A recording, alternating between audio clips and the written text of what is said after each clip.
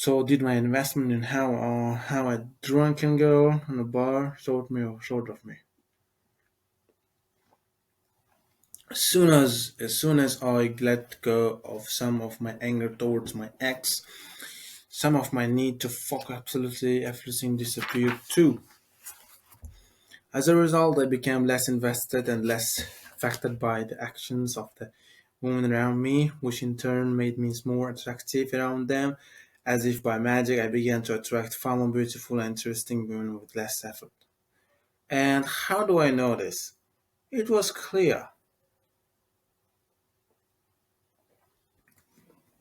My looks didn't change. I dressed the same way, went to the same parties and bars, but suddenly women were approaching me. I was catching more beautiful women smiling at me and staring at me. My outward appearance had changed little. My inner disposition changed entirely. My outward behavior soon followed suit. Seeking the truth within yourself is a long-term progress. An entire book could be written on it by itself, but I guarantee that you have some deep-seated truths that are currently causing you to invest too heavily in how women treat you. Otherwise, you wouldn't have bought this book or read this far.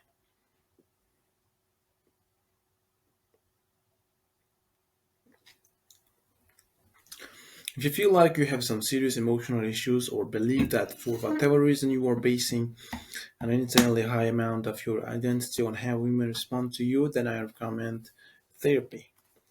Therapy has a lot of negative stereotypes and judgments that come along with it. But if you take the time to find a good therapist who you trust and gel with, then it can be extremely helpful. The important thing about therapy is to remember that it's a tool, not a solution.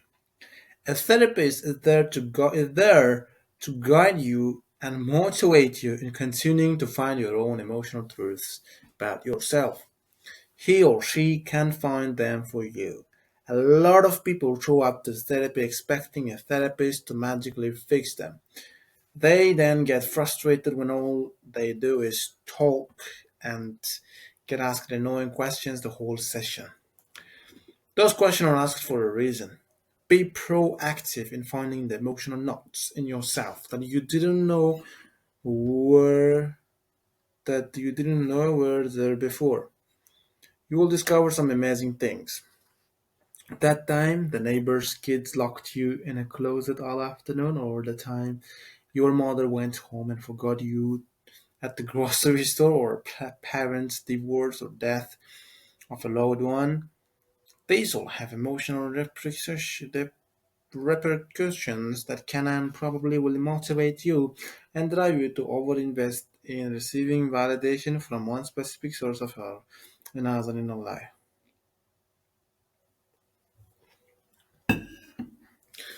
And that source is sometimes women. Following the advice of this book should help as well. All the advice, all the advice in the book is crafted to help you develop non-neediness. Implementing these behaviors and becoming more aware of your emotions while you are doing them should help you down the road to permanent change. As you will see, the book is divided up into three core areas: building a congruent and attractive lifestyle for yourself, overcoming your fears and anxieties, and becoming socially adept at expressing your emotions and sexuality without shame or hesitation.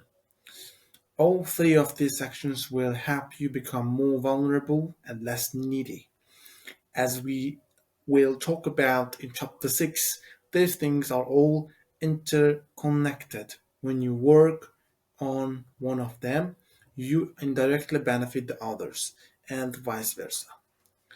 Friction and projection. I'd like to finish up the chapter discussing a couple of extensions when it comes to being vulnerable and non-needy around women. I know that at the beginning of the book I made the promise that being less invested in any particular woman than she is invested in you will make her perceive you as attractive.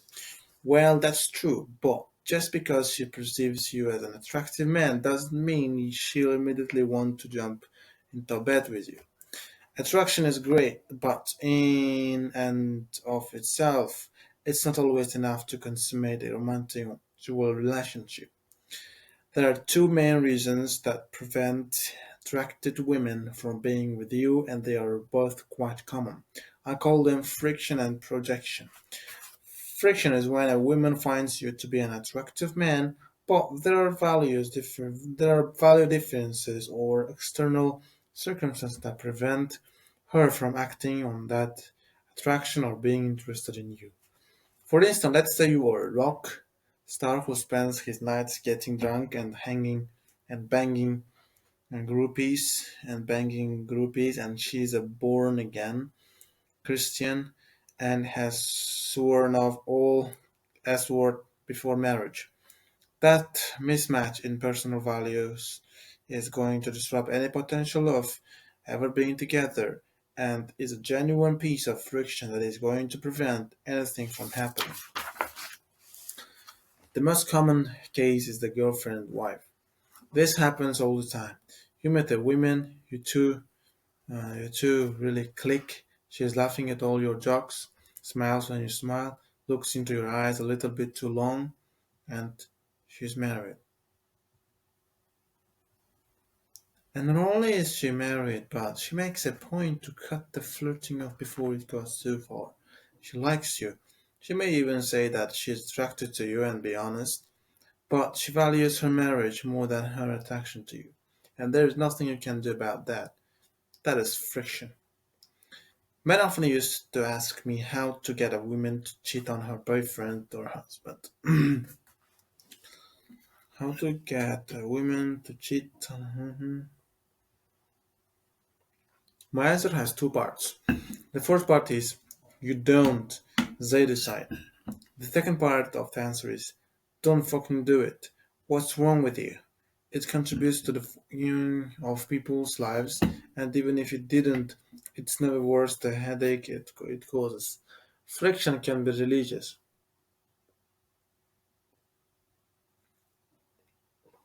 cultural, or simply due to poor logistics. For instance, some legit friction would be if she lives in Australia and you live in New York, that creates some problems for dating despite strong attraction. That creates some problems for dating despite strong attraction. There is usually at least a little bit of friction in any interaction.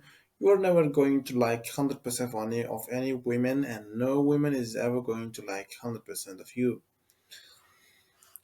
There will be slight differences in values of or priorities that will irk you just a little bit or maybe a lot.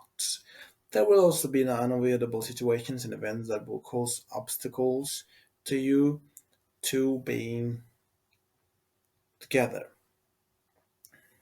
To you two, whether this friction prevents a sexual relationship from occurring though will depend on the strength of your boundaries and what your expectations are. For instance, you may meet a really hot girl who is a cocaine addict, but if you kind of just want to have a word with her, you may overlook the cocaine addiction. Then again, if you have a major moral issue with narcotics, then you will probably be turned off and pass up on her. Hmm. Ultimately, your values determine your behavior. And that's kind of the point of all of this. Your values determine your behavior, not what you think she wants, not what you think others want, but what is best for you and best for the relationship. Projection is completely different. There are a lot of women who, for whatever reason, are afraid of their own sexuality and or openly sexual men or openly sexual men. They harbor trust issues and resentment with men. Usually this is because they have a history of some sort of emotional sexual abuse and or they have experienced a long string of disappointments with the man in their life. When confronted with a non-needy man, a man without these similar emotional hang-ups and distrust, these women will usually be untrusting and lash out in response. They are not lashing out for lack of attraction, but they are lashing out because they are attracted, and that strong sexual attraction scares them, particularly if you are a man who feels threatening to them. Their view of male quality is negative, and when they are confronted with an honest and attractive man, they'll often attack you and try to tear you down for it. These are the women who will get angry and insinuate things like, I bet you say that to all the girls. I bet you say that to all the girls. Or will find reasons to push you away and then regret it and want you back. They will pretend to miss your calls and then get angry when you don't persist in calling them. Or they'll make up excuses to ignore you on a date and then get mad when you don't behave like a gentleman. Needless to say, you are better off without these women. Take the rejection and move on. Generally, these women are extremely needy, and because of the large investment gap between you two, they will try to project their own investment onto you.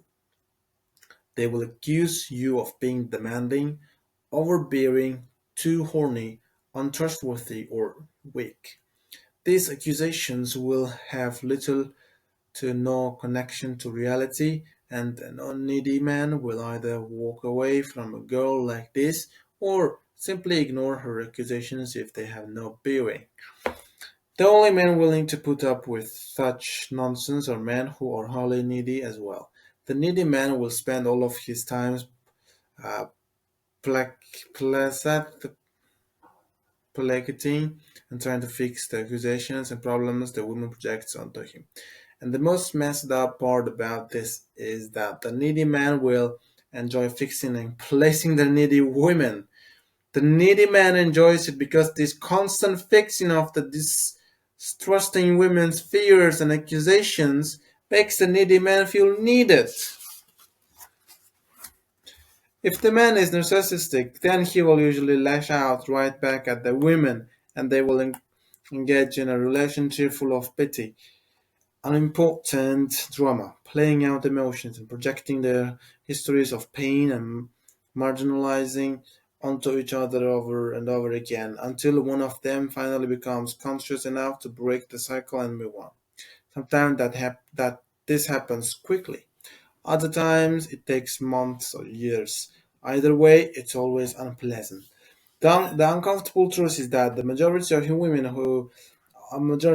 are going to have high degrees of friction and projection when you meet them.